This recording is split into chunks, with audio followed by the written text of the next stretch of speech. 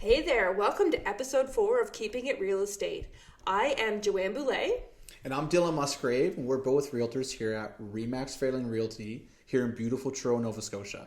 Welcome to episode 4. We're super excited. We have a lot of great topics to talk about today. We sure do. And we can't wait.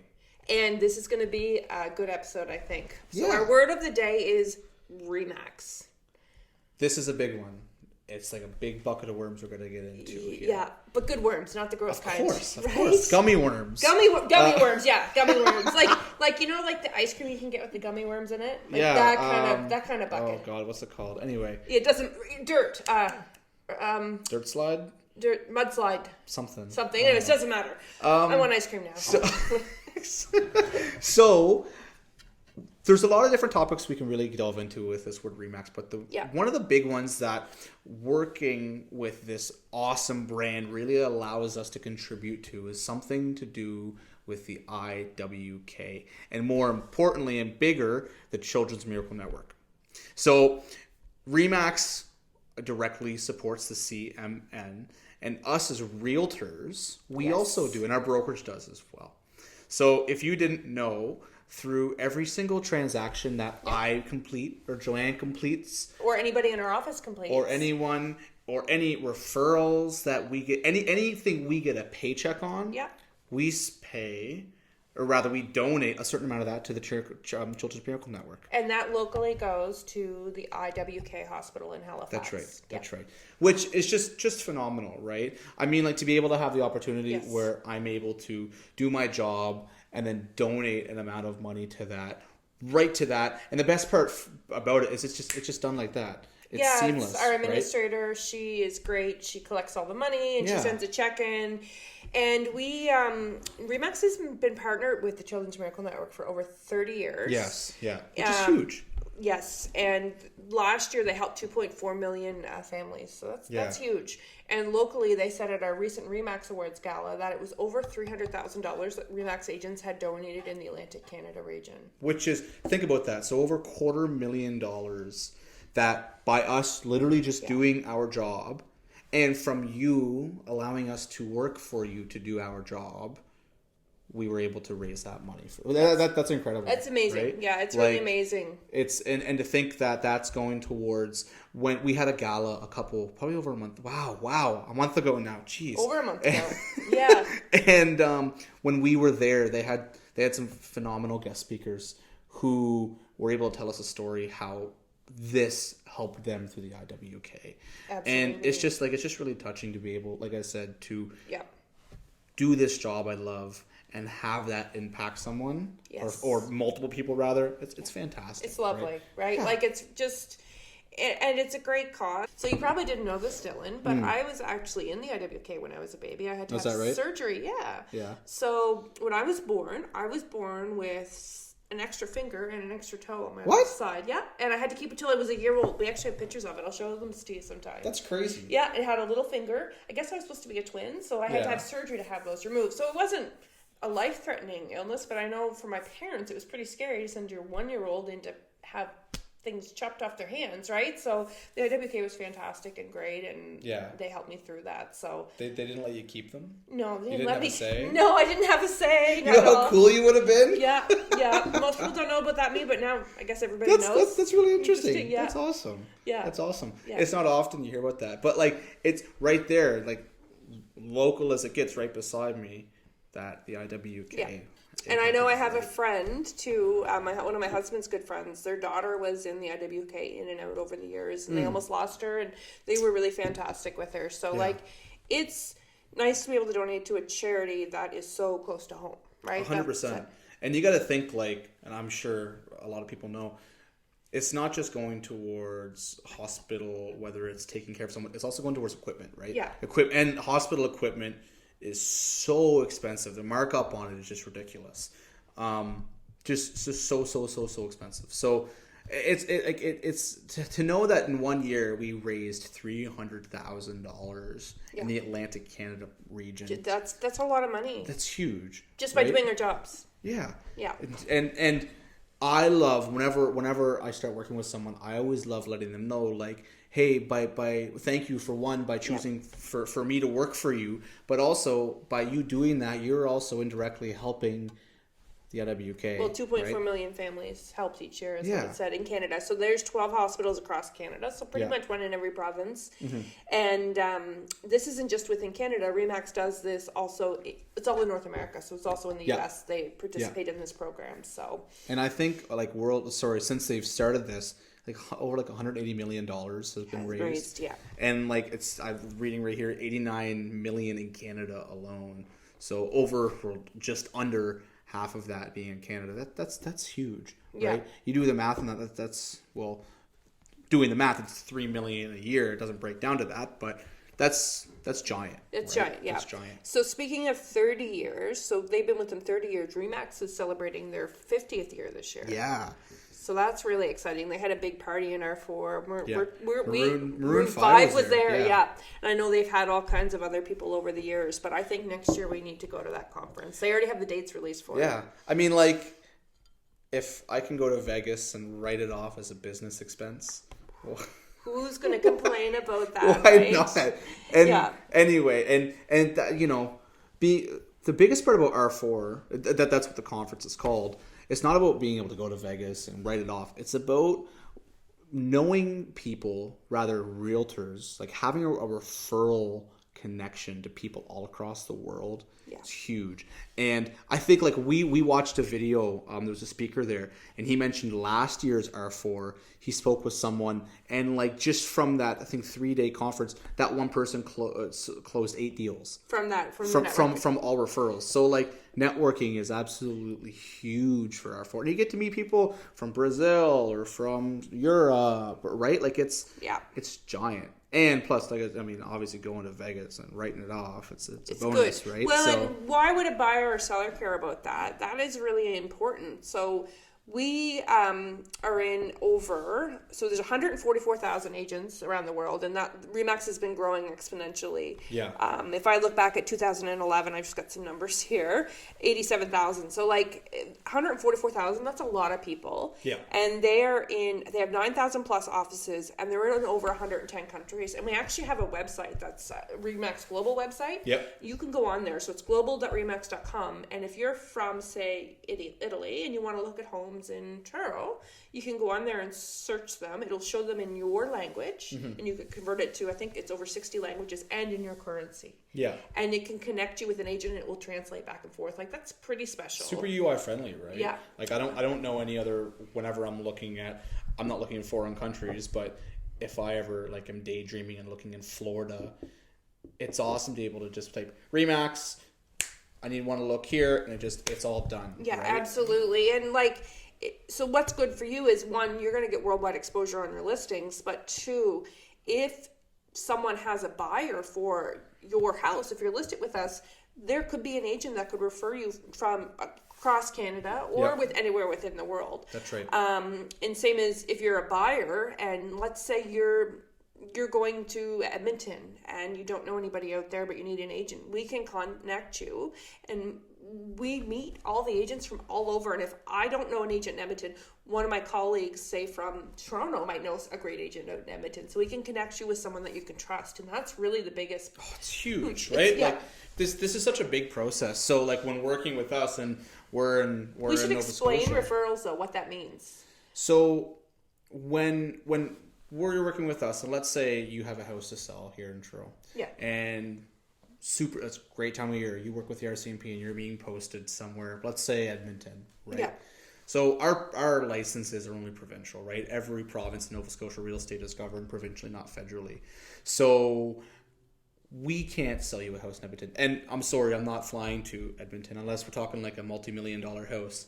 But your license isn't going to work there anyways. It's not going to happen. So what happens is we can do a fantastic job here. And then we make a phone call if we know someone, or we go where Joanne's saying and find a phenomenal realtor in Edmonton who can service you best. Yeah.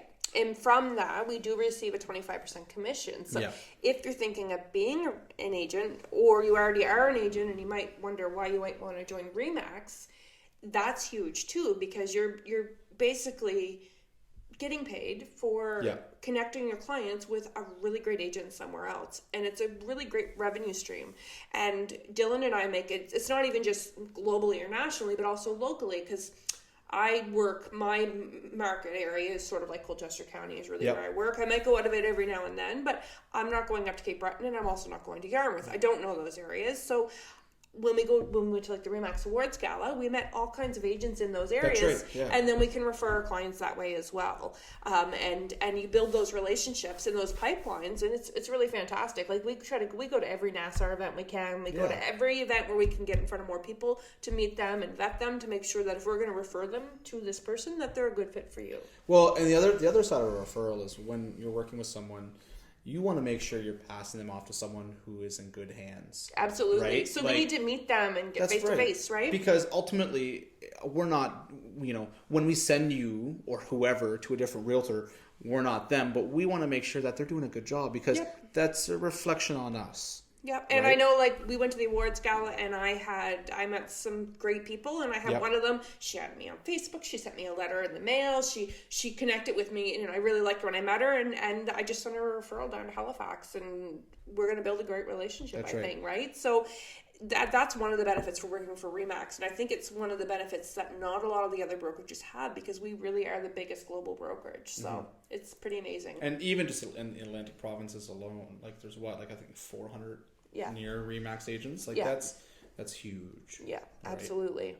But it just goes to show, like what we talked about last week, you need to show up, you need to be visible, and you need to go to these events and meet people. And that's also makes, if you know your realtors constantly trying to learn and meet new people, that's good for you too, because the more people your realtor knows, the more leads they have, the more potential buyers they have, and the more connections they have, right? Yeah, that's right. And it's all about making sure that whatever realtor you end up deciding to work with, they have a network. Yes, right? That's what exactly. And you can't build your network by sitting at home in front of your computer, right? You have to be out at events. You got to make sure that there's relationships being made. That there's, like, I have a couple people in the Halifax area who I have phenomenal referral relationships with, right?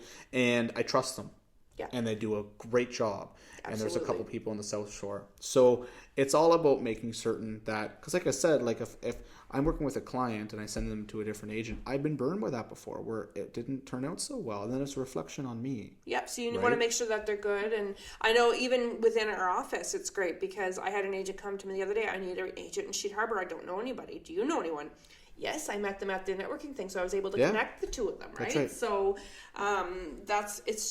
it's phenomenal. Like I haven't not seen a system like this. Like it's an amazing process. But I hope that explained to you a little bit, like, cause like full disclosure, and we do get paid when we send a referral, but that means that you're getting a great agent on the other end, right? And vice versa. When we get sent a referral from someone, we pay that. We pay, right? And I've done a lot of business this year through referrals where, someone sent me someone and they trusted me, and it was fantastic. Well, referral business, I mean, whether it's from an agent or a client, once you really dig your feet into your career, that's where a lot of your business comes from. It's either past client referral or referrals from relationships you've built, not just with realtors, but different specialists in the industry, right? Well, and here's just a little bit of stats. I don't want to bore you guys too much, but in Canada, there's 25,000 offices. Huge. And there's not 25,000 offices, 25,000 agents. Sorry, 972 offices. That's great, right? An agent experience, generally, RE/MAX agents have 12.8 years of experience. And last year, they sold over 384,000 transaction sides, and the average per agent was 15.6. So you're gonna say, so your average agent, rounding up, completed 16 transactions last year. That's including new agents. Yeah. Right? That's including your seasoned agents. So that's huge. And you might be thinking, well, what's a transaction side? Anytime a deal is closed. So anytime a property is sold, or anytime there's a buying and selling end, and that's something. So what we call a listing side and listing side and selling side. So if you're a listing side, that means I'm the listing agent. Yeah.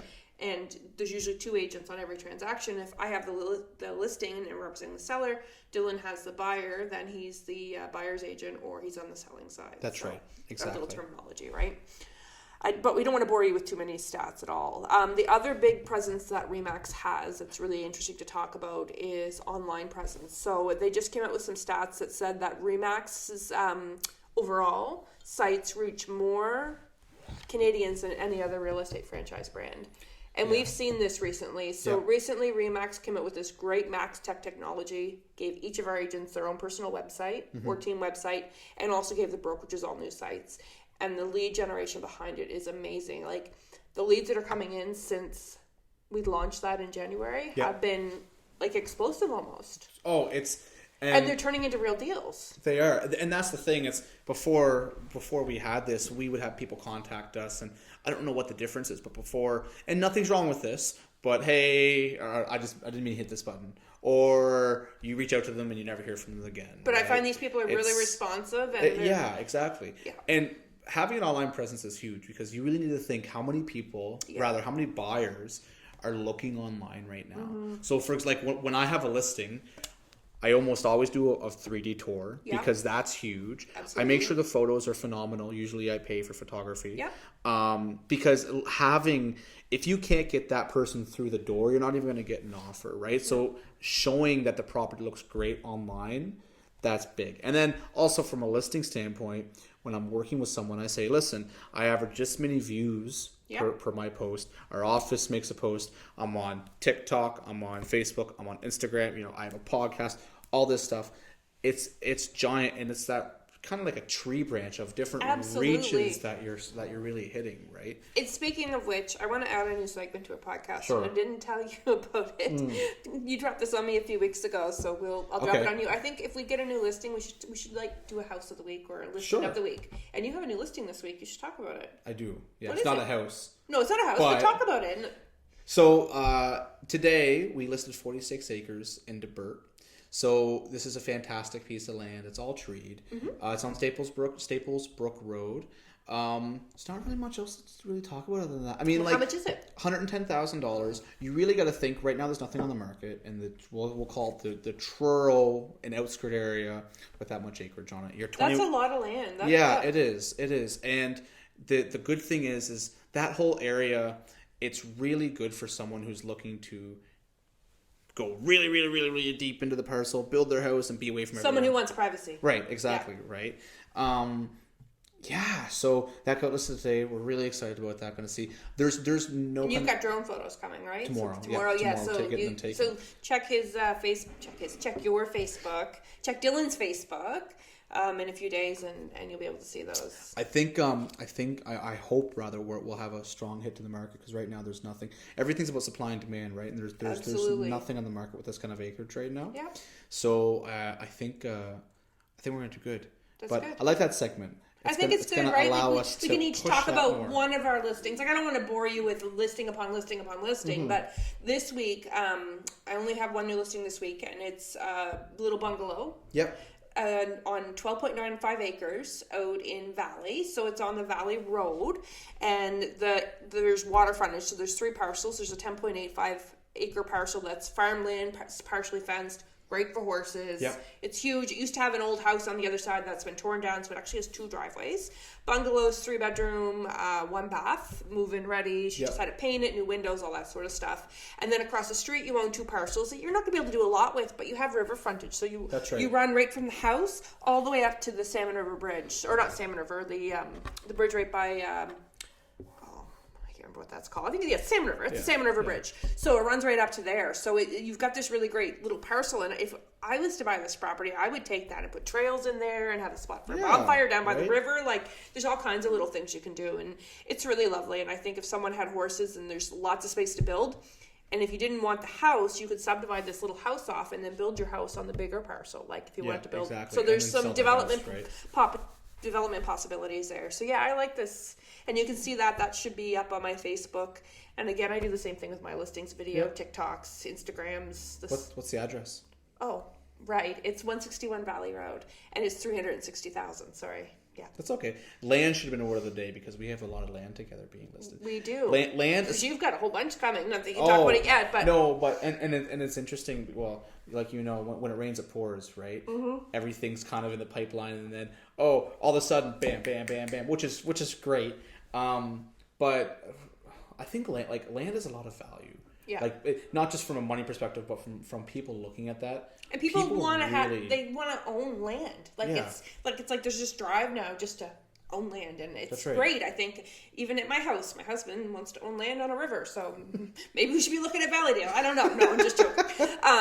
But yeah. So that's a good segment. I like that. I like that. It allows us to give a chance to kind of pump it out a little more. And for anyone's listening, I know we're not showing photos of it or anything, but we have the address. Yep. So search it up. Well, when we pop it on YouTube, we can put the links to the listings of the week, in there. So right to our websites. Yeah, that's a good idea. Yeah, and link them to our websites. Okay, so the other thing with Remax, let's talk about the sports, and I'm going to let you take that segment. So Remax has their toes dipped in a bunch of different sports organizations. Everywhere. So to begin with, the NBA. So Remax is teamed up with the NBA. They're the official real estate agents for the NBA. And it's interesting because they did a contest with the NBA last year as well. They did. I don't remember the exact It was to redo your rec room. Yeah, it was something, and I forget, I can't remember if it was like a paid trip to go see an NBA game or something. It was something to do to go seeing a game. Can't remember, but here's the best part about it.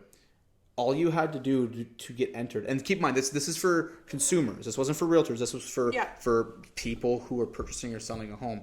All you had to do was complete a transaction with a real estate agent. Mm-hmm. Or sorry, a Remax agent. That's it. And then you were automatically entered. It was. Didn't you say maybe it was more than a couple years ago, we had a realtor in office who won an award like that? Or sorry, a competition, or they had a client rather who won something like that? It was a home show, and it was a trip to Mexico. Yeah. At the home show, and one of our agent's clients, Jason's clients, actually won that, and they went and they had a great time. Yeah, absolutely. It was good. And they've done different things over the years, and they actually will go. Well, let's finish the sports. There is a contest right now, but so huge into basketball, which is good. They also sponsor, I think it was three different hockey teams. Hockey teams all out west. So Calgary Flames, the Edmonton Oilers, and the Canucks, right? The Vancouver Canucks, yeah. And they also just sponsored the women's hockey game in out west as well for the Canada Games, I think, as well. And they are big into HGTV as well. They're all over that. And if you go to any of those places, you're going to see the Remax logo in the ice. So it's just all about brand awareness and being top of mind. We're seeing the Remax logo everywhere right now. Even it's kind of funny, going down to downtown Halifax, all the billboards everywhere. Yeah. And I feel like every second one we're just seeing a Remax, which is pretty crazy. So let's talk about something really exciting. The Remax balloon's coming to Atlantic Canada. So we just got our dates. We don't know what we're going to do with it yet. So we'll have more news on that later. If you're one of the agents in our office, another reason to become a Remax agent with our office is you get to free fly. Oh, yeah. You went last year, so let's talk about that, Dill. So, obviously, bucket list, right? Want to go up in a hot air balloon. Yeah. Free. I mean, if you go right now after this, go Google how much it is to pay for a hot air balloon ride. So all you got to do is become a very expensive. Come work for us, and then you're going to get to go up in the balloon free flying, right? So it's free. Definitely, I wouldn't do it again. But it definitely was one of those things where it was oh my God, How high did you go up? I think it was 2,000 feet. In your head, obviously, you envision stuff, right? I remember, it was funny. There was a bar here and a bar here, and the entire time I was probably when I left, there was probably fingerprints around the bars. I'd never let go. Yeah. Not that I was scared, but it's just nerve wracking, right? And then you're in a wicker basket, so you look down underneath, and it's a wicker basket, so you can see there are holes in the wicker basket, as wicker is, and you're oh, there's ground down there. So kind of unnerving there. The cool part though was, there was no sound other than... It's almost peaceful, isn't it, when you rise? Because I did it a number of years ago now. Mm-hmm. But when you're going up, and when they stop the propane guy from it's silent. Yeah, it's And the cool thing is that there was people on the ground, and I feel like they were talking in a normal voice, and we could hear them, clear as day. And the cool thing was, everyone kind of... It was a beautiful day. Yeah, it was middle of, I don't remember what month, but it was August probably. Yeah, or July, the end of July maybe. Yeah. And there were people out, and we were flying over Onslow, and people in their backyards just looking up, and it's just something. It's. Tell them where you landed. Oh God! In a pumpkin patch. And I remember, God love him, but when we were in the hot air balloon, we were just talking, and he's Scotty, I think, right?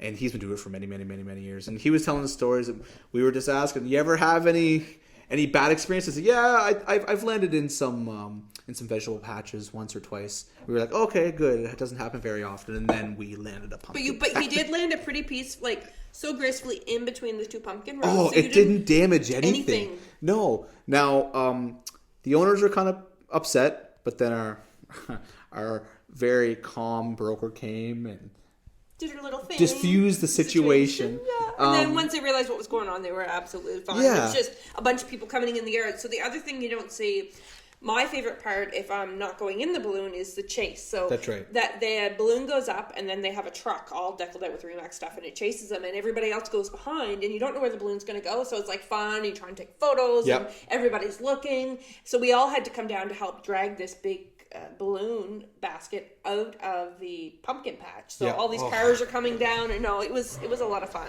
And that's like, obviously, RE/MAX, people know the logo, people know the name. So when you're just, one day in your backyard and you look up and you see a balloon, people find that really cool. Yeah, right? Well, it's top of mind, and it's really amazing. Like the people just love it, and we've kind of got two choices, and it depends on weather. One thing we've done in the past, and actually it was a fundraiser for the Miracle Network, is we've done tethered balloon rides where we tie it down and it can go up, and you guys have a chance to go up in it. So we may do that this year. The only problem with that is it's so weather dependent. Yeah. Right? So it's a lot easier to free fly, I think, for the weather than because you need to have it really secure and really safe. So we'll probably decide that closer to the event, but we'll let you guys know. And either way, we'll let you know when it's here, because you'll be able to look up in the sky and see it going. Oh my goodness, yeah. And as we get closer, obviously, we'll keep bringing it up. But it's just one of those things, like another reason to be part of a fantastic name is that and this is annually, once a year. It comes, yeah. It comes around. Now, obviously, there's only so many.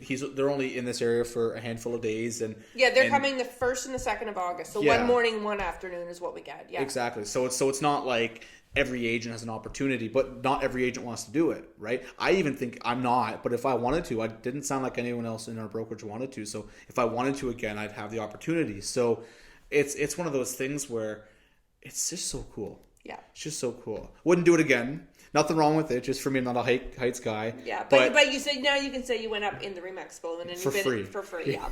Yeah, no, it's pretty cool. So I think that was it for sports, right? Yeah. So the other thing RE/MAX has on right now, and they're going to be doing a series of contests this year. This one's on us is what they're calling it. Yep. So right now they have a contest, and it's called No Naked Walls Contest. And what it is a gift they're going to give you a $1,500 gift card to the Sasachi Art website. And what that is a website that allows artists to sell their paintings, sculptures, photography, all kinds of different pieces of art, original art, for affordable prices. And they have all different from, very budget up to extravagant price ranges. Yep. And it's all around the world. So it's a really interesting concept. I've never heard of this website, but I'm really interested in buying art off of it because it's a way to connect people all around the world with consumers, but it also allows people to bring art into their homes. So anyways, they're running this contest from the 17th of April to May the 7th, so we still have a couple weeks left. And to enter, you don't have to buy or sell a house. You could just go on there and enter. Yep. And you're going to go to remax.ca/no naked walls. And we'll put that in our description. Super simple. So you should enter because we can't wait. We can't enter. No. I'd enter it if I could, but you guys should enter because that would be a really cool thing to win. It would. And once again, you don't need to be a client of ours. Mm-mm. Literally you could be selling your house with a brokerage down the road and you could enter this contest. Don't, but you could, right? So it's being open to everyone, which is really, really phenomenal. Yeah. We could keep on going about why we think RE/MAX is just the best kind of brand and brokerage there is. Absolutely. And that shows there that because we work with them. Yeah. Right? Like personally myself, I wouldn't just stay somewhere to stay comfortable. If I need to break out of my shell, I would go. And being able to be with a brokerage like this, with a brand like this, with support like this, It's like no other. Yeah, we've got a good team. Like within our office, we have 12 agents, and everybody brings such different skill sets to the table. And I love it when we get together. We do Zoom meetings sometimes, and sometimes we do in-person meetings. And by far, the in-person meetings are fantastic, I think. 100%. So let's talk about real estate. If someone, so we talked about RE/MAX, but like, let's say someone wanted to be a real estate agent. Let's talk about, Dylan, when did you decide you wanted to be an agent? How did you do it? And why? So... I know it's a lot of questions. We're going to take a trip down memory lane years and years and years ago, back when I was in high school, 5 years ago, when I was 18, so my graduating year. Obviously, I didn't really know what I wanted to do. I know I didn't want to go to university. I didn't want to go to college because none of that kind of really interested me. Yep. But I knew I wanted to get into something. I'm not going to say sales because this isn't a sales job, but I wanted to get into something where I could sculpt my own business, right? So I thought about it, and I said, real estate would be fantastic. Yep. So a little background about myself. Before I was in real estate, I managed a bunch of different food restaurants. So I did that for 3.5 years with this company. I worked with them for just under 6. So it was my first job. Yep. So I did that, and I realized not that I wasn't happy, but I didn't want to limit myself to this. I knew I had bigger and better things, and I wanted to pursue a career. So when I was 20, so keep in mind I'm 23 right now. When I was 20, I decided, you know what, real estate is where I want to be. Absolutely. So I started investigating, okay, what do I need to do to become a realtor? Now, remember earlier I mentioned real estate's governed provincially, right? So rather, real estate licenses are governed provincially. So every license, we have a license for Nova Scotia, one for PEI, one for Ontario, etc. Yep. So in Nova Scotia, there's a bunch of different criteria you need to fit under, but it's pretty straightforward. And I won't go into everything, but you got to be 19, you got to have your high school diploma, you can't have a criminal record, it's basic pretty stuff. Straightforward, right? So I thought, okay, let's do this. So here's the really interesting part. Let's say if you want to become a realtor right now, and you don't know, you might want to dip your toes, but you don't understand and whatever. This is all you do. You go on 2 websites. You go on the NSREC's website and an NSAR's website, and you do some looking. So to get your real estate license, you need to take a course called the Salesperson's Licensing course. Yeah. It can either be taken in person, or you can get the books and do it at home, and you have a 6-month timeline. If you do it in person, here, get this. The in-person course, it's a 4-week Monday to Friday 9 to 4 course. So theoretically, you could go sign up for this, and you could go do this course for 4 weeks. If you timed it out, write your exam probably a week or 2 after. 1 or 2 weeks, or maybe a little bit longer, takes to grade it, comes back. You could get your real estate license. So if you plan everything out properly, 2 months. You could get licensed within 2 to 3 months. Yeah. From nothing to being able to sell a home. Yeah. So you maybe think like, holy crap, like that's, and now, thing on the flip side, anyone can go, not anyone, but almost anyone can go get licensed and sell a house within 4 months. If you can pass the exam. Exactly. So. But your real training starts when you start working with people, right? And the course is very heavy on compliance, right? Yep. NSAR. They want to keep you out of trouble, essentially. That's right. But you really don't start learning about the industry. You learn a bit, but you don't start learning about septic inspections. You don't start learning about how to deal with clients in difficult situations, right? Objections, like problem solving. Yeah, problem solving, right? yeah. That a lot of this job is problem solving and figuring out how we're gonna fix this, right? So it's the course is really kind of setting the ground for your career. But that's all it is. You go online. When I did it, I think the course was just over $3,000. It's about $6,000 in total by the time you pay everything to start. And you should probably bank that it's going to take some. How long would you say it takes before you start to see money rolling? I got my license early January, and early January, and I didn't close my first deal until mid-April. Now that doesn't mean I wasn't doing business, but keep in mind, we don't get paid on transactions until the closing day. So we could have a house sold end of January, but if we don't close until April 10th, we don't get paid until April 10th. And that's kind of brings up a good point. We don't get paid until closing. So sort of switching gears here a little bit. Yeah. But there's something that I don't know if everybody knows. So there are some for sale by owner sites out there that charge a fee up front. And it can be like $5,000, $4,000. I don't really know.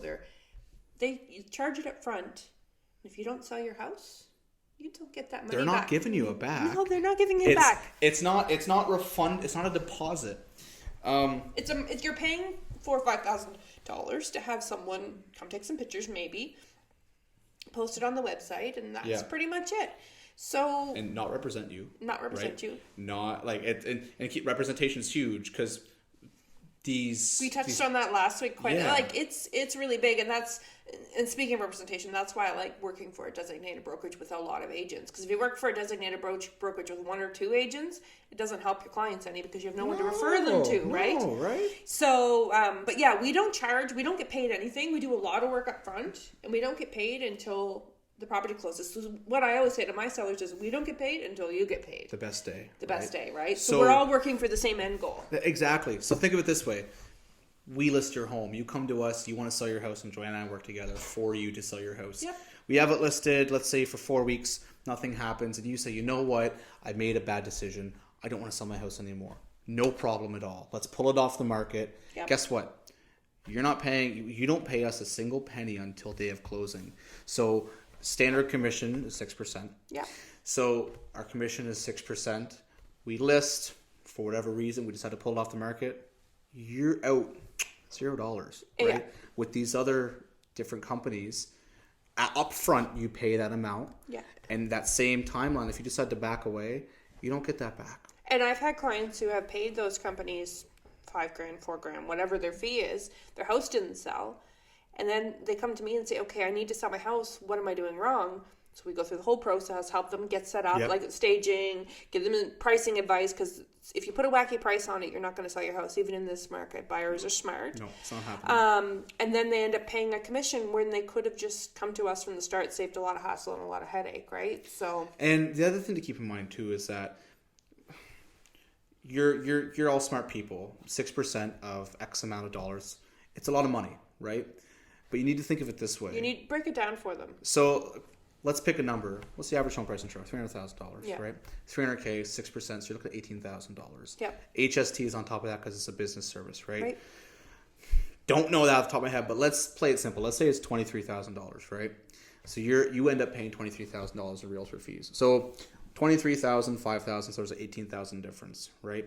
I've seen multiple times, because keep in mind, these companies, they don't represent you. And no representation means they're not in your best interest. It's very important to understand that if they're not representing you as a client, your best interests are not in their heart, right? Might be persuaded that way, but there's no client agreement stated, right? Yeah. So let's say for whatever reason, a good listing price wasn't decided and you list too high. And let's say you get it, right? Great. But instead you come to a realtor and we sit down and come up with a game plan and we tell you, listen, you should do this and this and this. It'll make your house look more appealing. We'll get more money for your house.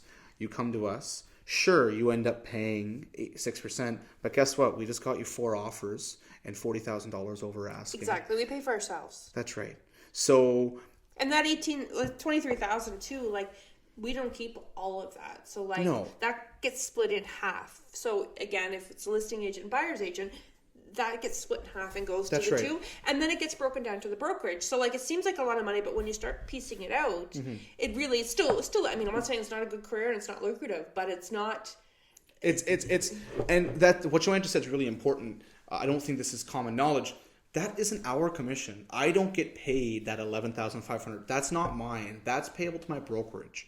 And then the brokerage pays me a percent of that, right? Yeah. So it's not like I get every penny of that. That's not how it works. Yeah. And then the good old government likes to dip their hand in the pot and take their taxes, right? So big picture, you see the picture of, $5,000, I'm saving so much.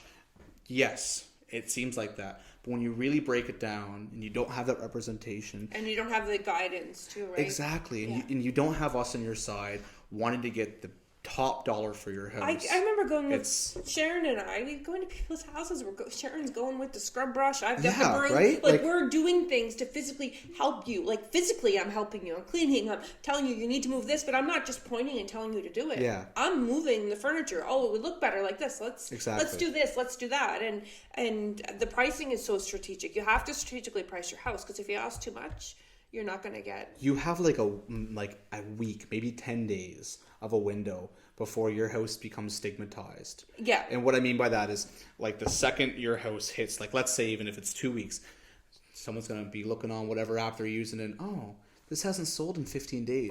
What's wrong with it? Yeah. And there could be nothing wrong with it. It could be the price, but right there. Or the presentation. Exactly. Or the photos. Exactly. I've seen some houses that have sideways photos.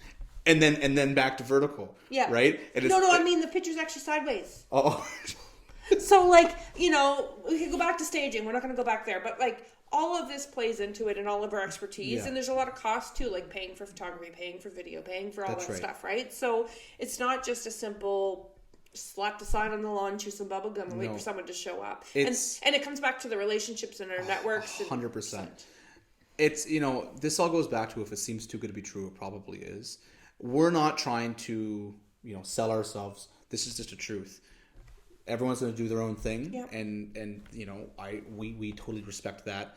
But at the end of the day, 9 times out of 10, having representation and the guidance and having ethical realtors and all that, like, there's we could go on forever. But I really like your story about how you started that. So let me ask you this question now: why did you choose a RE/MAX brokerage? Well, branding is huge, right? Yeah. I mean, like, you think about it, most people, including myself, whenever you think of RE/MAX, whenever you think of real estate, you think of RE/MAX, right? If not RE/MAX, you at least think of the white, red, and blue balloon. So branding's huge, right? And I know, okay, building my career, I want to be able to make sure I have a network of people, not necessarily around me, but I can contact and snap like that. Like, you may not believe me, I literally, right now, within 2 minutes, could open this up and call a RE/MAX realtor in Spain. With the answer, I don't know, because I don't know what time it is there. But, like, it's, like, literally worldwide. So that's huge, you interviewed at other brokerages, so, like, you kind of had a feeling, and and obviously, like, without getting too in detail, you know, you got to make sure, like, branding's big, but also company structure is important too. Like, who you feel is better, not better. Sorry, what do you feel is a better fit for you? Common law and designated agency. I don't know if we've dug too deep into that. We talked about that in our first episode. Yeah. But we're designated. We're the only designated brokerage in Truro, which is huge, and designated agency. There's a lot more potential for a real estate agent to not just make more money, but make more relationships, right? And be able to not create conflict of interest for your buyers and sellers. Yeah. It's not about making money. That's the first thing. This career isn't about trying to make as much money, and it's not. And if a realtor is solely based on the dollar, they may do very successful now, but that may not last. Well, you need to love this job to do it too, and I think we've touched on that before, because if you don't love this job, you're going to burn yourself out really quickly, and you're going to be done, right? It's like this, and it's a passion. It's not a way to make a quick buck. No, it's you need to build a career. That's right. And you need to do that by building a relationship. And that's huge. Like, I'm not going to give away my trade secrets, but, you know, molding past client relationships is so huge, and being able to rekindle that. Not rekindle, but build on that rather than trying to go out and hunt for new clients. It's way more important to mold the relationships I have, because they all have family, they all have friends who may. There's nothing better than having a prospective client from before refer their sister, their daughter, or their. Sharon and I right now are working with one client's daughter and one client's sister-in-law. Yeah. Right? Like, that's amazing. And it makes you feel good. It's so like, because, like, of course they're going to say they're happy to work with you, but when they refer, they trust to give your name to a different person. Yeah. It's the biggest compliment that we can really get, right? It's as simple as that. Absolutely. Simple as that. So to sort of rehash on that, I'll give a quick 30-second TLDR of licensing. If you want to become a realtor, this is how you do it. You need to have some preliminary steps that I talked about: 19, high school degree, etc. Go to NSRAC and NSCR's website and sign up, right? Well, not just sign up, but read about everything. They have a lot of great knowledge there. Dig into it. Figure out how much it's going to cost you. Make sure you have a nest egg, because you're going to need to pay a hefty amount to get your everything's said and done. Like Joanne said, probably $6,000. And you want some tucked away, because you may not close the deal for a bit, right? Which is normal. Choose to do the course in person or online. I did in person. I'm more of a hands-on guy. Write your exam. Wait for your exam results. If you passed, you go to a brokerage and you get licensed. It's that simple. You could become a licensed realtor literally in 2 months. Yeah. It's phenomenal. And let me tell you, I haven't looked back since. Yeah, no, haven't looked back since. So how did I become a realtor? Let's go into that. Yeah, so I started, I think I was younger than you when I started working for Remax. I used to work for photography studio, Barry Hill Photography down in Halifax, and he had a studio here, and he decided to become a realtor. And then he decided to close the studio down. Yeah. So before Sharon hired him, he said, "Oh, you have to find a job for my office manager." She's like, "I don't have a job for her." She said, "She'll create her own job," which I did. So I started just working in the evenings part-time and putting listings while I was closing down Bruce's studio in Halifax. Yep. And then our administrator left. So I took that job on. They're like, "Do you want to do accounting?" Let's just go for computer animation and photography, but sure, I'll try it. Let's figure it out. Yeah, let's figure it out. So I figured it out, ran the office for probably 10 years, and then 5 years ago, I got my real estate license. Sharon was working on me like, "Oh, you should get your license, you should get your license." I'm never going to sell real estate, I said. But then one day I thought, I'm bored. I need something new. Let's do it. Yeah. Let's do it. And I haven't looked back either. Like once I got out of my it's about getting out of your comfort zone, right? That's right. Because I was behind a computer all day and I could still just be down there typing away. But I decided I needed to do something different. And I got my license 5 years ago. So. And what's one step past that you did as well? Oh, yes. So I went and got my managing associate broker's license last year. So I took the course. I actually took the course when COVID first started, and I kind of been thinking about it. And they brought out a Zoom course for brokers during COVID, like during the big lockdown, when we first got locked down. So I jumped on the Zoom course because why not get your education now? And then had to finish up my transactions, and then I got my broker's license. And I'm just always trying to do the next step, right? Yeah. Like I'm one of those people that I keep trying to climb up to the top and do something different and something challenging. Well, to educate yourself too, right? Yeah. More education is good. And just for clarity, so to be able to get your associate broker or broker's license, you need at least 3 years of experience as a realtor in the industry. Then you need a certain amount of transactions completed on both sides. So it's not like any realtor can go with their broker's license. No. It costs to get your license. I think you pay more for that license, right? So there are some things with it, but you do get a title. You have the option to open a brokerage, run a brokerage. It's just another level essentially. Yeah. So that's awesome. Yeah, that's awesome. Thank you. Yeah. Okay, we're back. We took a little break because that was a mouthful and we needed to get another drink. So I think that's pretty much it. Unless there's something else we think we're missing. I'm sure there's more, but we can always talk about that later. One thing I wanted to bring up, and I totally went over my head when we were talking about the IWK. Yeah. We didn't talk about how much our brokerage contributed last year. Yeah, we just got big checks. They gave us one of those big checks. It was like when you win the lottery. Yeah. They come in with the big check. So how much was it? It's over $6,500. That's incredible. Yeah, it's a lot of money. Incredible. Yeah. And I think we should do something this year outside of that to fundraise. Like we should do an event. We're going to think about that. Like a gala or silent auction or something like something fun. So I was talking with you. Well, you pointed me because I asked him, hey, what's kind of like we want to do something this year. Yeah. What's the best kind of thing we want to look at? And 50-50 is a thing. And he said, well, 50-50 don't do very well. So we're going to figure something out. Yeah, because you were talking with Jason, right? From the RWK. Yeah. So speaking of galas, we have the Big Brothers, Big Sisters galas next week. Do you have your speech ready? That's exciting. No, not yet. I'm still working on it. I've been working on it for 2 weeks. Yeah. So that's exciting. So we probably won't be a week from today. It'll be already happened. So I'm really excited about. I thought it was Wednesday for some reason. Maybe we'll record on the weekend and then we can talk about it. Yeah, that'll be fun. And plus we've got a really busy week, so lots of events. So one other thing for your Big Brothers Big Sisters, you're going to is it the Defen Bunker? Is that what it's called? Yeah. So laser tag. Yeah, enter the bunker in DeBerg. So that's the first time I've ever been there, and they can do like historic tours and escape rooms. Well, we went there today. I got to go with Dylan because he was paying his deposit for his event. Yeah.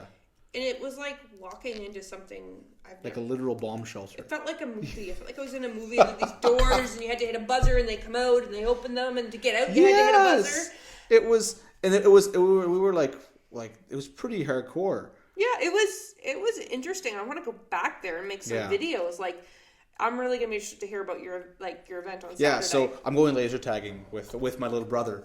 And how many on kids? Saturday? Now only 6. You thought it was gonna be 20 though. Yeah. Now only 6. That's still a handful. So now, given that 20 turned to a 6 because I missed interpreted something, but yeah. But some parents will be there. So yeah. So you won't be with you and 6 kids by yourself. No. It would be fun, but I thought. But your little brother's gonna have a great time. Oh, and I love that kid. He's awesome. So that'll be exciting. But yeah, that bunkers. It's pretty, I didn't know that was like. It's like a hidden gem. It was like the highlight of my week. Like, my goodness. And that's it's in Debrecen. And I only got in the entrance. Like, I didn't get very far, and I didn't even know if they were going to let me in. We showed up. We hit the button. You have to wait for them to come, and then he opens the door. He's like, "Are you here to pay the deposit?" No. He is. He's like, "Well, I was confused because there's 2 of you." I'm like, I just came along for the drive. And then they were waiting for someone else. The situation was just awkward. It was just like funny. But it's just like just these big doors with this person at the door like not wanting to let me in or something. Anyways, I want to go back for a tour, so I don't know if they'll let me in for a tour now. But we were talking about like team building events. That would be fun to do with. Can you imagine going laser tagging with everyone in the office? Let's or like do doing an escape room. I think we need to get them. That would be awesome. Do both. Like do a whole event out there. Yeah.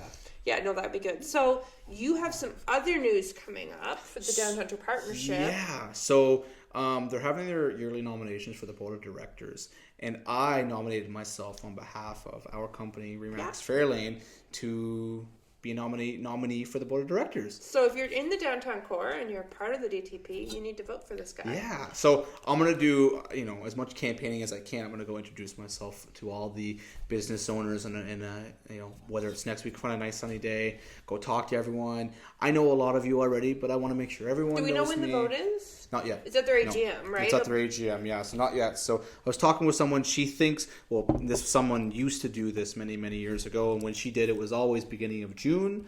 So I'm hoping it'll be around then. But yeah, I'm really excited. So, and I think I bring a lot of value, not just with what I do as my job, but on the flip side, I really want to do what I can and see how I can help grow the core of the Toronto, downtown. right?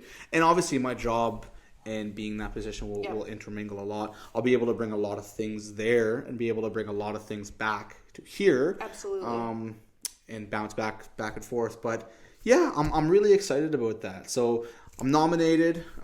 If you're not part of the downtown core as a business owner, you can't vote for me, unfortunately. But if you have me in your heart, yes, or tell anybody you know, right? That's right, exactly. Yeah. And yeah. Well, because Jean's Flower, there's all kinds of new things going on. Jean's Flowers just sold. Yep. And I seen they were giving away a flower a day. The new owners. Not a flower a day, a flower a person. Yeah. Yeah, the new owners. Michelle and Kyle. Don't have a last name, but... We're going to meet you. We should go up and get a flower and say hello. And what I love about that is it's great to see that rather than the company kind of being dissolved and the building being sold or leased out, she sold the company. So now that's going to live on. Yeah, right? So that's great. It's a legacy, really, for her. Exactly. Yeah. And I know Robin. I've met Robin before that owned Jean's Flowers, and she was lovely. And she deserves retirement. Congratulations on your retirement. Yes. Yeah. It's about time. You take some time off. This would be a good time to do our business shout out. I think we should pick something in downtown Truro because we're talking about the DTP. So I was thinking our shout out this week could be to be underground snacks. We went there the other day after our lunch at the Ho Ho, and it was last week, right? Yeah, we went there and they've got all kinds of cool stuff, so many neat things. And I remember when they opened, they had a lineup around the street, and it's one of the few businesses in downtown that are open after 5 on Inglis Place. If you want candy, if you want candy, you can go there pretty much anytime and get candy. Yeah, so we could go now. It's 8:50. 10 to 9, right? Yeah, we could run up there and get some candy. The cool thing about that is Truro. I'm always big on something that isn't in this area. If you can find that need and fulfill it, like I've said before, in a business mindset, you're going to do really well. And it's really unique to see that, right? Absolutely. So having that there, I'm sure the high school kids love it, yeah. right? And once again, it's all about local ownership, yeah. right? Because I think the people who own this one are the same people who own the one in, I think it's HRM. They're same owners. But it's nice to see these unique, yeah. The downtown now has such a cool vibe to it. There's a lot of young entrepreneur owners that are, or people who are passing their businesses on to young, and there's a really great vibe. We've got My Home Mercantile. They've built a whole business. Their brand is great too, and they just opened Seek at the top of the park. We've got to get up there to go see it. Yeah. And then it's I love the whole local clothing idea, like Farage right across the road, right? Yeah. Well, in My Home Mercantile, they have their stuff made at Stanfield's. Yeah. Across, that's in the downtown core too. It's all interconnected. Mm-hmm. Yeah, it's lovely. if you need to buy something, buy local, because you're supporting something going from your pocket to a table rather than your pocket to someone's fifth beach house. Yeah, exactly. Right? Exactly. Absolutely. So I want to talk about Rotary. So this week is also, so I'm a corporate member of the Rotary Club. And this week we had our Rotary Week. So that's just kind of a celebration of what Rotary is. And then they do different things every day. Yep. So the first day we went and raised the Rotary flag down at the town hall. So that was fun. And the Tuesday we did our own Giving Tuesday. So all the Rotarians either did volunteer work or we gave money to a charity. And the charity of choice for us this year was the Portapic Build-Up Project. That's awesome. That's phenomenal. And Ilana Hurdle from the Business Development Center, she's a Rotarian and she's sort of the head of that. Most of you know the third anniversary just passed of the shooting in Nova Scotia, and a large area that was affected was Portapic. And after the events that happened 3 years ago, the community needed a way to come together. And at that time, actually, most of the people in the community didn't know each other. So they came together, and one of the Rotarians who lives out there said, it would be great to redo this hall. There was a little, like an old church. It was like 200 years old, and it was an old hall. And they thought, okay, we'll just fix this up. That would be enough, and then we could do some community space events. So they went in and they did some stuff. And then they're like, well, it'd be great to have a playground. But then what happened is things just started pouring in and people started coming in to help. So now the project has grown. They have an amazing playground. I don't know if you've been out there to see it, but it's like something out of a children's playbook. Like they absolutely have all kinds of things. Like, anyways, and they're building a building. It's a 2-story building. Yeah. And it's going to have a dance floor. It's going to have picnic pavilions. It's going to have, they had McPhee's. They donated $30,000 worth of musical instruments. The Big Brothers is doing programming out there. Maggie's Place. Like, it's going to be a community center, not just for Portapic, but for that whole shore. Yeah. And we went out, Sharon and I went out for a drive yesterday, and we saw them. They had the big crane, and they were hoisting the trusses on.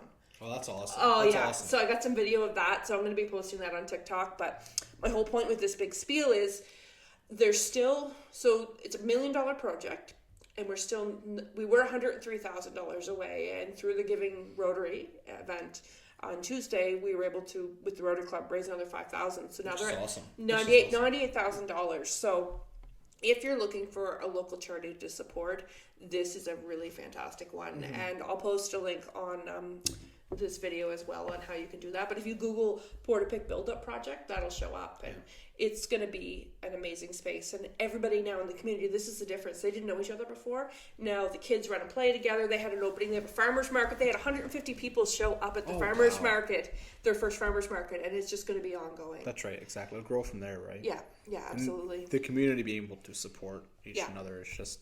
So that was really great. Lana gave us a breakdown of that on our Rotary meeting on Monday. And then I think Wednesday they went to Kane's Kitchen at the Catholic Church and nice.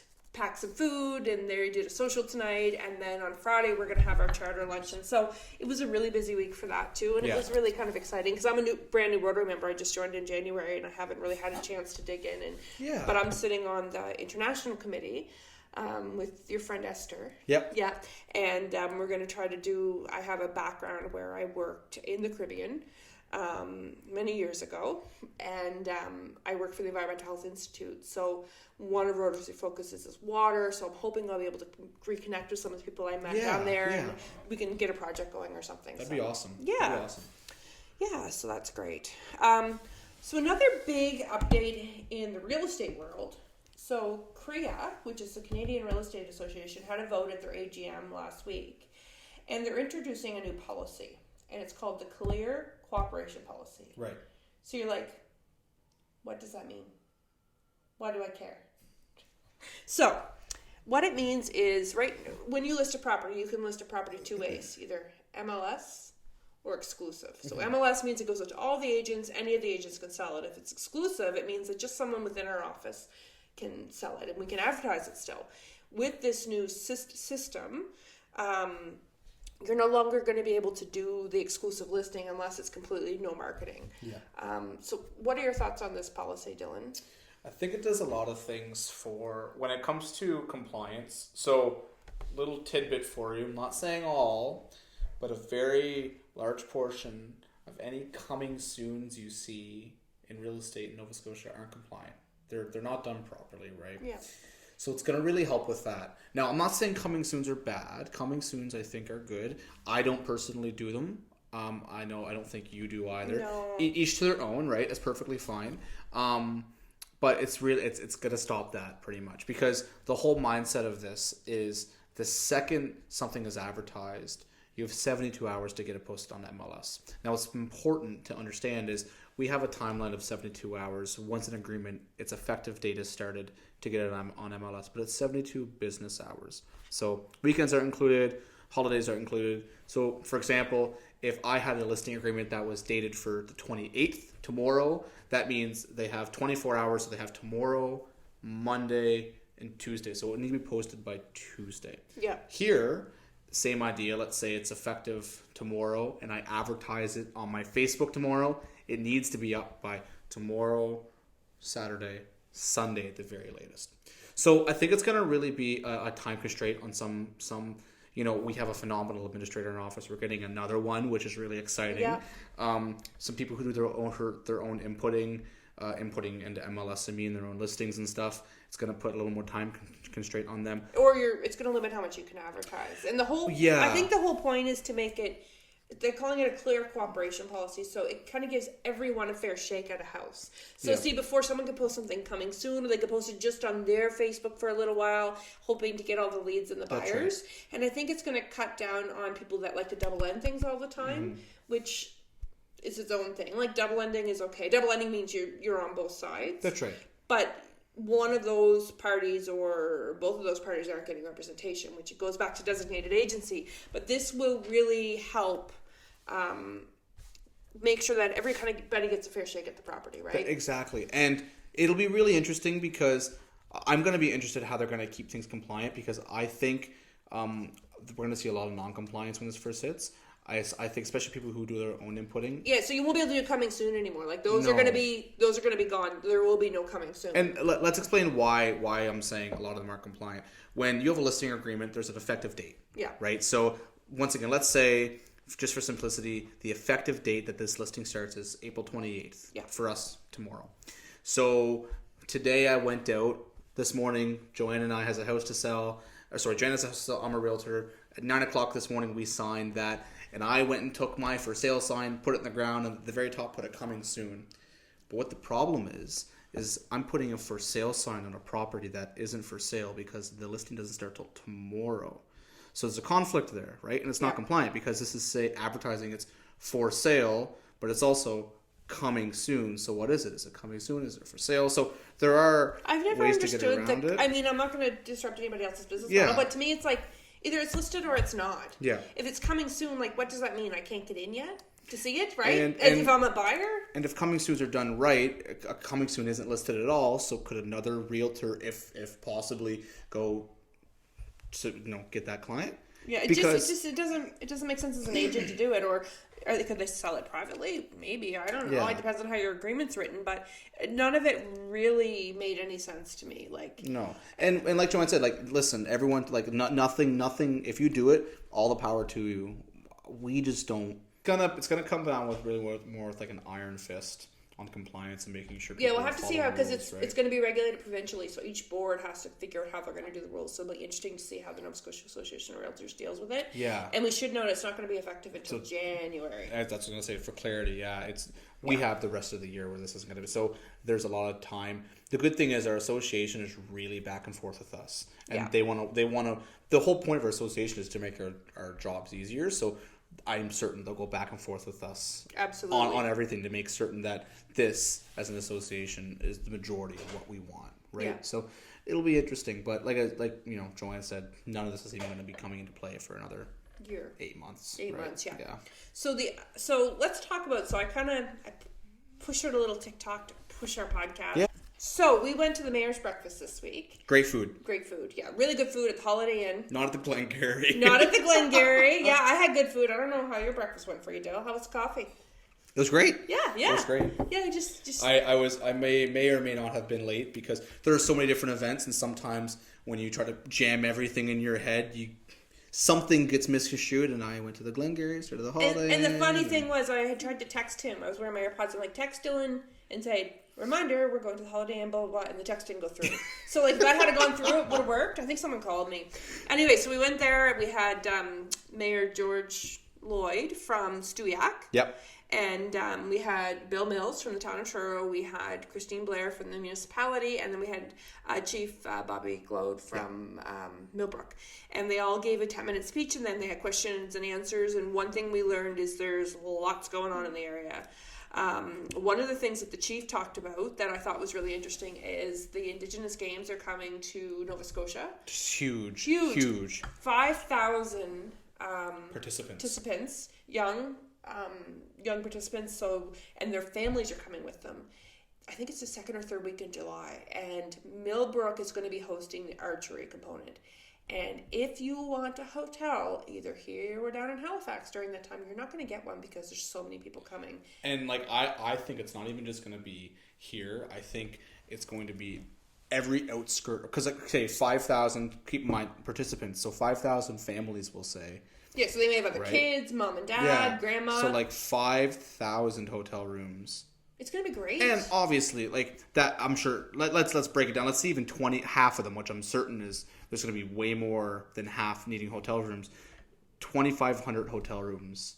Like what the at the Holiday Inn has 100. Yeah. Like so, like it, maybe more. I don't know, but it'll be great for everything. It'll be great for our economy, right? Yeah. Bringing people into local businesses. It'll be awesome. Yeah. No. So that should be really exciting, and they're not just going to come here. They're probably going to come here and then travel the province, of course, right? And go check out things and go to the right. Because what he did say, we listened to him speak at another event that we went to, and he said a lot of these people have never been to Nova Scotia, so it's going to be really great, and it's going to be good for the restaurants and all that stuff. So that's exciting. There's also lots of building going on up in Millbrook.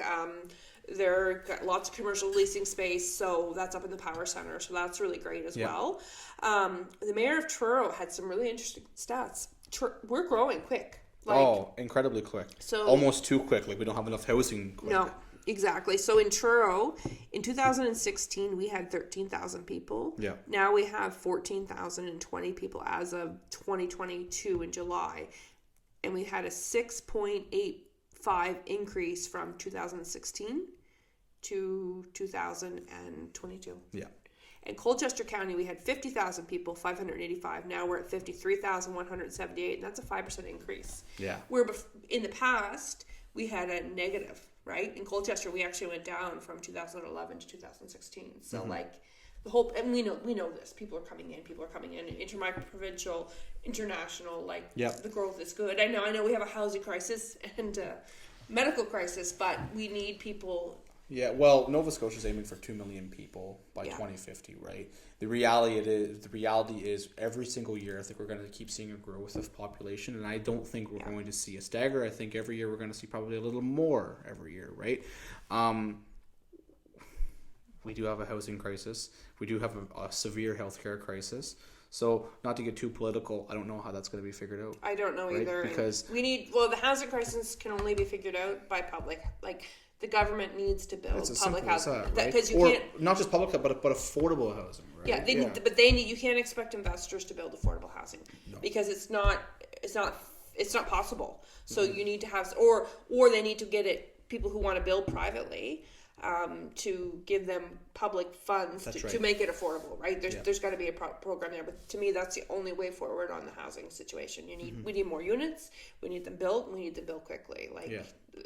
That's the only way to do it. Well, you just think about it. Like, if we have a 30,000 population increase, let's say 25% of that is, let's say, unit. Right, so 25% of that would be 30,006. So that's 7,500 units we would need every single year built. Whether it's rent, whether it's apartments, whether it's condos, whether it's detached homes. So 7,500. That's a lot. That is a lot. That's new construction, beginning to finish in a year, and that's assuming 25% of the population growth is going to be put into one unit, right? Yeah, that's a lot. I don't know. I think we're gonna have a big stagger. I think the other thing you're gonna see come too, and I know the town of Toronto and Colchester both are working on it, is a new community plan for their building and stuff. And I think what you're gonna see come from the town of Toronto for sure is like a fast track. So like if you have one of those big older homes, or you have an accessory building in the back, you're gonna be able to instead of going through your 5-stage 8-month development process, there'll be a way to push that up and get that done quicker, because that's another way, instead of building new, is to convert existing dwellings into multiple units. That's another reason why we're having such a stagger on everything, is because there's was a development agreement put in place for a property I sold. It closed in January, and they're only on step 3. Yeah, it takes a while. There's 5 steps, right? Yeah, so... And then it's like, anyway, that's a whole different conversation topic. Well, and if we even look, so like we're saying we have a housing crisis, but if you look at the value of construction for private construction that's been built, even from 2020, so in 2018 it was 16 million. Yeah. 2022, 55 million. It's nuts. Worth of construction, and that's up 155% over 2021. That was 21 million. And that's town of Truro. Yeah. That's not Colchester County. Well, and I think the mayor said 30% of the development agreements that have been approved are now under construction. Yeah, they're now under construction, and I think there is a ton of them. Where is my list here? Sorry, we're going off our notes. So we have the Queen Street building that's still being built, so the second one. That's a second 30-unit building. Callback Street, there's 3 50 residential unit buildings. I think one's almost done, and then the other 2 are underway. Lyman Street, there are 10 6-unit buildings. That's off Monarch Terrace. And then the Esplanade, that building that was the big hole in the middle of town is now under construction. Apparently they had some soil contamination, and then the cost of building, I don't know, blah, blah, blah, blah, blah. Yeah. That we've had a hole there for a long time. They tore down that office building, but now that's going to be a 5-story building, 63 units. So that's a total of 338 new units that are being built as we speak. So and this is what you need to know, is like, people say, oh, we need to build affordable housing.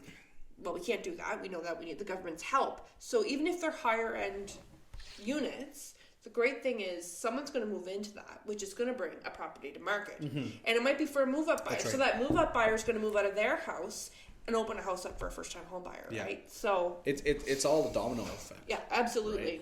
Right? And people, I get it. Having $1,800 a month, apartment intro isn't viable for a lot of people. Yeah. But it is viable, like Joanne said, for that retired couple. And then, like she said, and then you have opened up 3 houses, right? Yeah. And then there's a ton of other development agreements in place, but we're not going to go through those, because to me, that's great. Yeah. But it doesn't mean anything until they break ground. Well, look at the one that's on Prince Street right now. That's supposed to go in between Prince and Revere. That's been, approved for years? And in several different times. Nothing's ever come of it. And same with the one on Lorne. That's the second time, and they keep saying they're going to build. So, I hope, if you're going to go through the process of doing this, that you're actually going to break ground and do it, because it's a lot of government taxpayers' resources to tie up. Well, and think of the time that someone who is serious about it, you're eating up by looking at your development agreement, right? Yeah.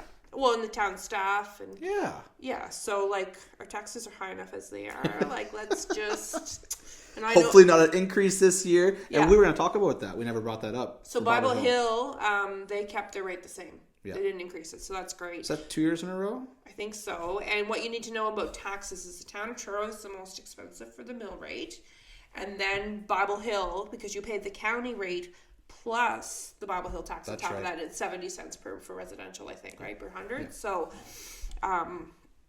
so that's good. So we're just waiting on the town of Truro. They better not put it up, and the county, right? Yeah, and I just want to sidetrack here, because while talking about taxes, this is important.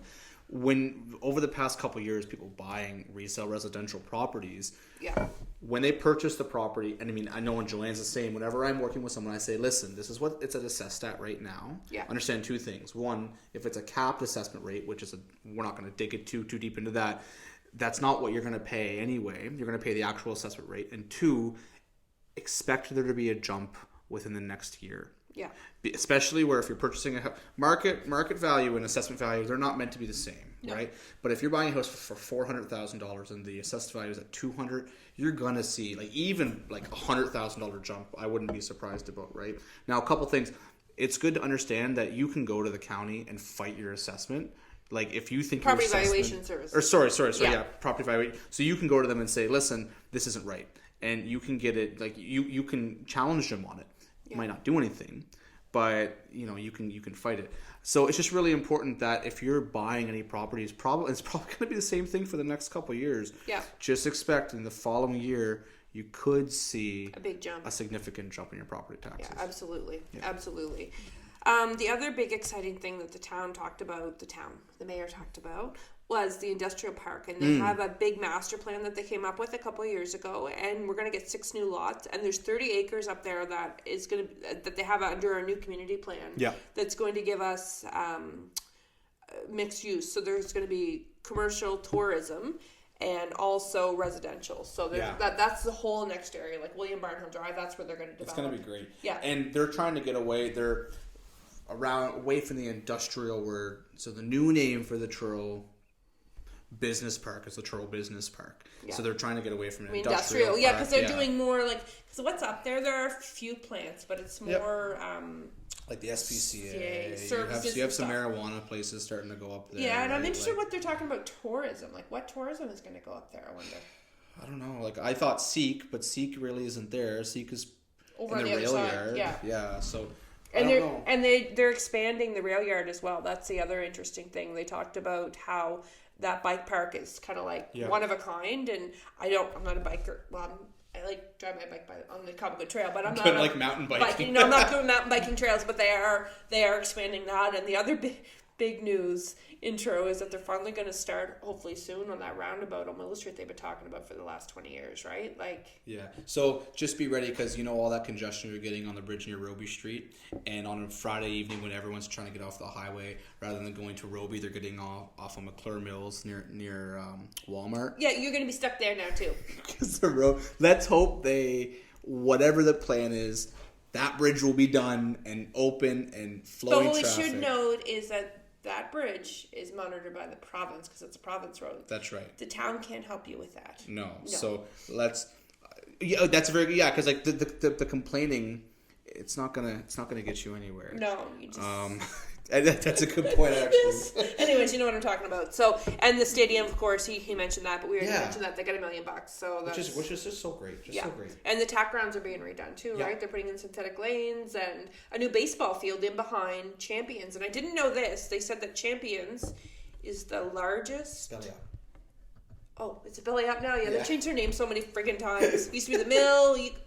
Anyways. It's the largest outdoor patio in Nova Scotia. That's crazy. The mayor said that. I was like, okay.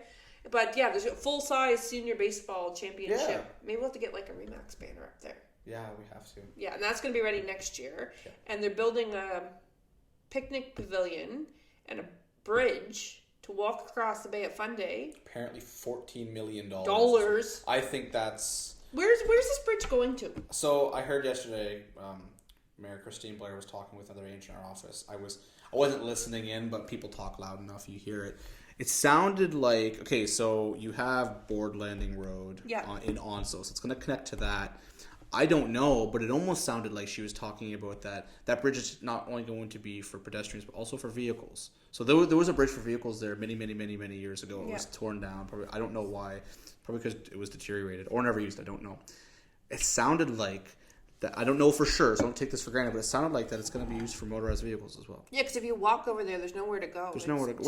Cowfield. You want to go hang out in the field? So it's, and if this is going to cost $14 million, where we already have a tight budget apparently in Colchester County, where almost 50% of it is allocated to things we can't policing change. And education. Yeah, which I get, but if we're going to spend $14 million on that, I really hope it's going to be used, right? Yeah. And then really think about it. Is that going to benefit much? Is that going to benefit flow? I mean, like... Because they're going to build a viewing platform, which is fine, out towards the water. I understand a viewing platform, probably cheaper. And even the pavilion, it'll be nice. It'll bring people, right? Yeah. But the bridge, it's like... Now, I'm trying to think... Maybe it'll help the flow of traffic because people can get off the highway going around the Rotary. If they're going to Onslow, get off the highway, go around the Rotary, then go through the Fundy. But do you want people driving a car through there, flying through there? Because right now there's that big playground there, and you have people hanging out, and then all of a sudden that's a thoroughfare, and people are going to be flying through. And it's meant to be peaceful, right? Yeah. Like, why? I don't know. So that's not for certain, but it sounded like that's going to be the case. And if it's not, if I'm spending $14 million for this nice... fancy. No, I'm not. But if I'm paying taxes to the county, that's because I live in the county. I don't know. I'm impartial with. Well, I think I need to know more about it, really, right? Like, what's going to be on the other side? Like, can they develop the other side so there's some amenities or businesses over there? Flood zone? Yeah. Because Tidal Tractor is right there, but they're elevated. I don't know, but you're right. Or a trail, like if they decide to take that Cobequid Trail and then put it out through Onslow and have a bike trail, that would make sense to me. But if it just goes to nothing, the floodplain, then it seems kind of foolish. But anyways, we'll see. Yeah, this is all way beginning. Like not even there's But anyways, so and then the county also said, I have a stat here, $97 million was spent on the for permits, new construction permits, in 2022, and that was up over 25% compared to $59 million was the average for the other previous years. So it's almost double. So that shows a lot that there's a lot of new construction being built and a lot of new housing being built in this area, right? Which is good. I know people complain about Toronto's becoming busier. The roads are always so busy. But the reality is we're a growing town, and we're going to keep growing. And absolutely. There's not much you can do about it. No, and it's good we're growing, right? It's good we're growing. We need more people. We need people to work. Yeah. We need more expertise. We need doctors. We need healthcare. Exactly. We need all the stuff. So the more people that you bring in, the more the community grows, and the more money they can spend locally, right? Well, we have a brand new. I almost said a brand new Mary Brown. We do have a brand new Mary Brown's going in. I know a Facebook group is going crazy over that. We have a brand new professional center going in at the mall, in the Toronto Mall, right next to Mary Brown's. PetSmart opened. They're gonna have to. Oh, it is open. It's open, yeah. Yeah, that's awesome. So I think it'll be really interesting to see. Yeah, and the brewery and the food court, right? That's the other big thing. Like because on my mind it's like, are we gonna have people go and getting hammered at this brewery and then walk around the Toronto Mall? Oh, that's true. Like, I never thought of that. Like, are they gonna have to hire some more security guards, or is there people getting cut off? I don't know. I think it's really good. Once again, I support local breweries. I think it's really important too. That's my main concern. So speaking of events, we went to the Women's Motivational Transition House Luncheon. So I sat on the board for the Transition House for about 4 or 5 years. And you used to have to plan this event, so it's kind of nice to go as a participant, and we go every year.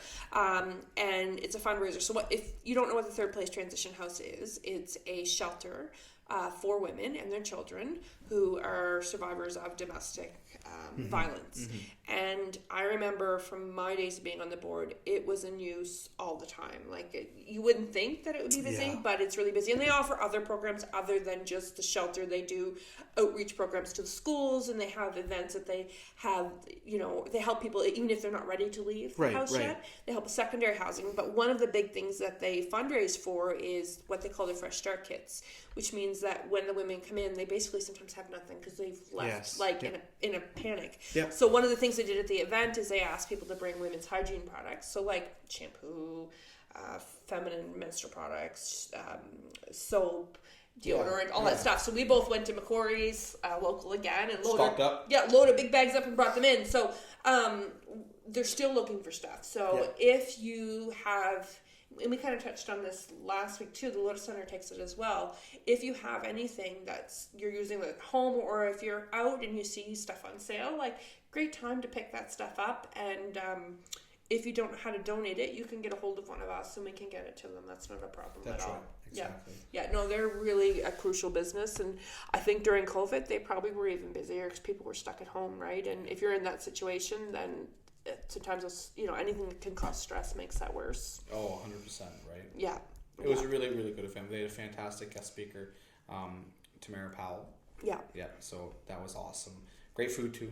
Yeah, really good food. Yeah, the Holiday Inn, they had, it was like chicken Slovakia. It was great. And didn't hear the total, but they usually raise a ton of money for the shelter, and it's sort of like their event of the year. And not all their funding is government funding either, so they have to fundraise some of the stuff that they do. And they go to high schools and talk to girls, and they have art programming and all kinds of different things that they do. So it's really important. It was fantastic. Yeah. So the Chamber's putting on another event we're going. So next week, we're going to the Big Brothers Big Sisters on Thursday.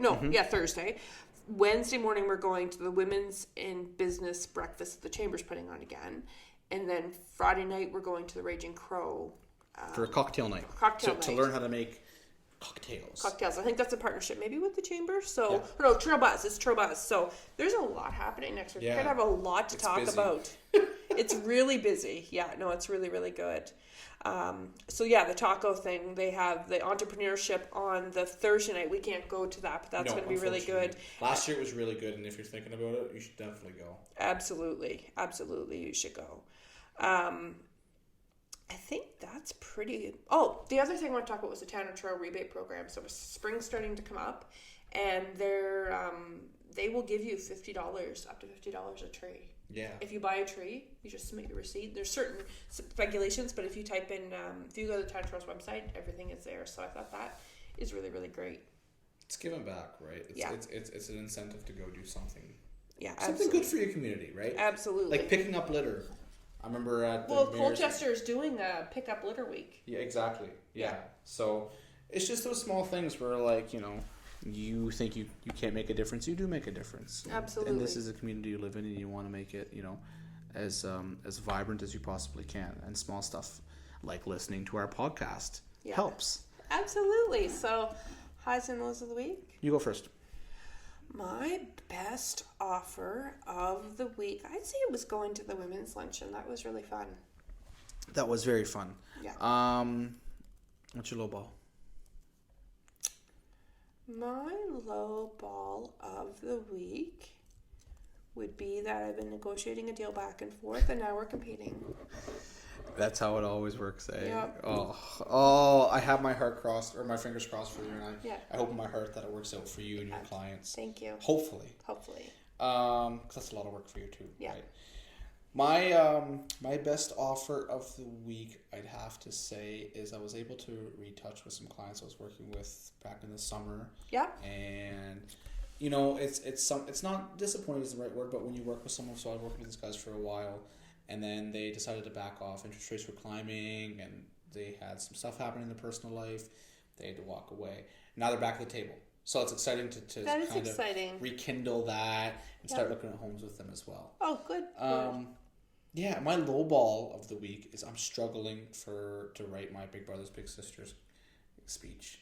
Yeah. I gotta say, because, like, first of all, I'm a talker, as you know. So I'm like, okay, right now I think I have like a 7-page thing. So I gotta. Oh, you gotta shorten that baby skim up. it down and throw in ChatGPT and see if you can get him to help you. And I told Joanne I have a little curveball that I'm gonna throw, and I'm really excited about that. So I will have to see how that goes. Yeah, I'm really excited to see it. They're almost sold out. They're just about sold out. So that's really exciting. And like I said, this is the first one they're having. So I'm certain it's going to go well, and then moving forward every year they're going to do another one. So I'm really excited about it. Oh. But that's my low ball. I'm struggling to get a concrete script. Your best offer next week will be that you have it all done and you got. That's great. Yeah. I'm really excited about it. You know, this kind of stuff. It fuels me, drives me. I love doing stuff like this. Yeah. So makes me feel good. Excellent. Well, is that everything? I think so. I think we talked about everything we wanted to talk about. And we're going to have a lot next week, too, so it's going to be another long episode. And we're going to have a really interesting word of the day, so you're not going to want to miss it. Absolutely. Well, thanks, everyone. We appreciate your time. Yeah. Like we always say, share, like, leave us comments. Subscribe. Exactly. Ratings, all the stuff, right? Yeah, we appreciate everything and everybody who's reached out and said they've been watching. So. It's crazy to think this is the 4th episode. That means 4 weeks. Yeah, before we know it, this is going to be 40. Because we kind of came up with this idea. Well, you kind of spurred the idea because you said you wanted to do a podcast, but like we decided we were going to do it together. Like it feels like months ago. Yeah. And then we bought the mics, and then we did a test run. And now that we're doing it, we're just doing it. It's like nothing, right? Yeah. So here we are. Awesome. Okay, thanks guys. See ya.